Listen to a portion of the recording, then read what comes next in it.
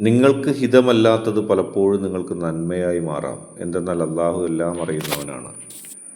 നമ്മൾ ചില കാര്യങ്ങൾ ഒട്ടും ഇഷ്ടമില്ലാത്തതാണ്. ചില വ്യക്തികളെ, ചില കാര്യങ്ങളെ, ചില ഇടങ്ങളെ, ചില കാര്യങ്ങളെ, ചില ജീവിത സാഹചര്യങ്ങളെ ഒക്കെ നമുക്കൊട്ടും ഇഷ്ടമില്ല എന്ന് നാം പറയുന്നു.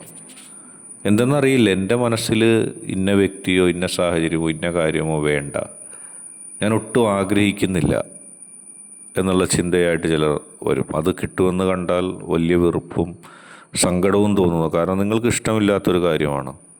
അത് ഒരിക്കലും നിങ്ങളിലേക്ക് വരാനോ, അങ്ങനെ ഒരു വ്യക്തിയാണെങ്കിൽ ആ വ്യക്തിയെ ഇഷ്ടപ്പെടാനോ, ഒരു കാര്യമാണെങ്കിൽ ആ കാര്യത്തെ ഇഷ്ടപ്പെടാനോ, സാഹചര്യമാണെങ്കിൽ ആ സാഹചര്യത്തെ ഇഷ്ടപ്പെടാനോ നിങ്ങൾ തയ്യാറാവുന്നില്ല. നിങ്ങൾക്ക് വേണ്ട, അത് നിർഭാഗ്യമായിട്ട് നിങ്ങൾ കരുതുന്നു. അത് നിങ്ങളിലേക്ക് വന്ന് പുൽകുമ്പോൾ നിങ്ങളത് ഒട്ടും ഇഷ്ടമില്ലാതെ സങ്കടവും നിരാശയും തോന്നുന്നു. പക്ഷെ ചിലപ്പോൾ ഭാവിയിലത് നിങ്ങൾക്ക് നന്മ നൽകും.